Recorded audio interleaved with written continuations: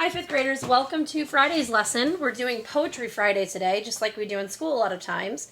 So we're taking a break from our research writing on the ancient civilizations, and we're going to do some poetry today.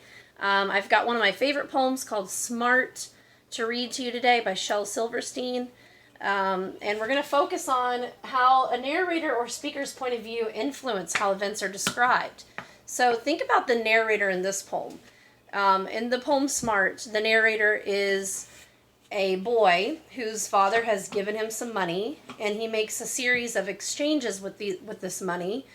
And I want you to think about if it were another narrator telling this poem, do you think that the events would change how they were described? If his father was telling the poem, do you think it would be described differently? And it's a comical poem. So go ahead and click on it if you haven't gotten there yet, and follow along with me while I read it to you. The poem is called Smart by Shel Silverstein. My dad gave me $1 bill 'cause I'm his smartest son, and I swapped it for 2 shiny quarters 'cause 2 is more than 1.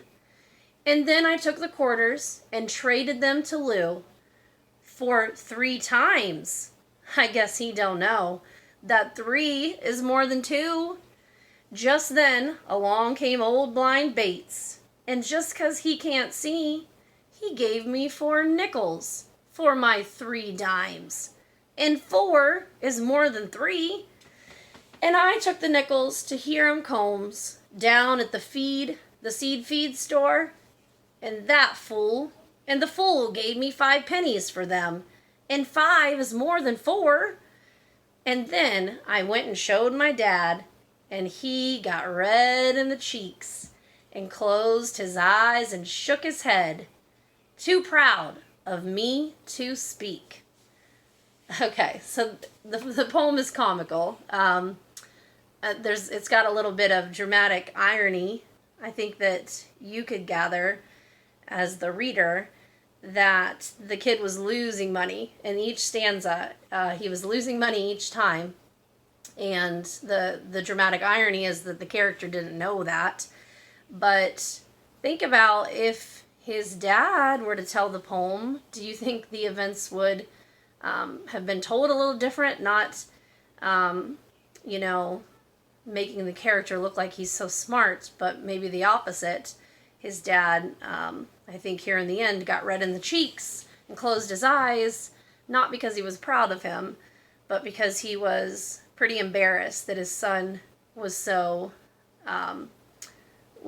silly and naive and lost out on money, thinking that more meant he had more money.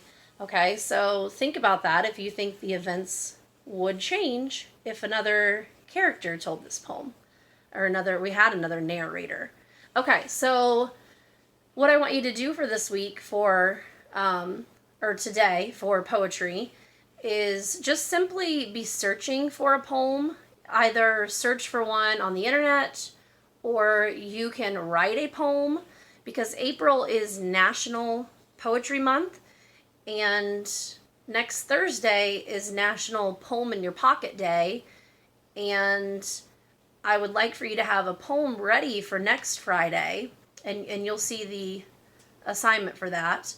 But you don't have to have it ready actually, but just be searching for one. Just kind of be on the lookout for a poem, and then I'll let you know what we do from there next week. But just to get a head start, just kind of start searching and thinking about it, one of your favorite poems that you might like to share. And that's all for Poetry Friday. Have a good weekend.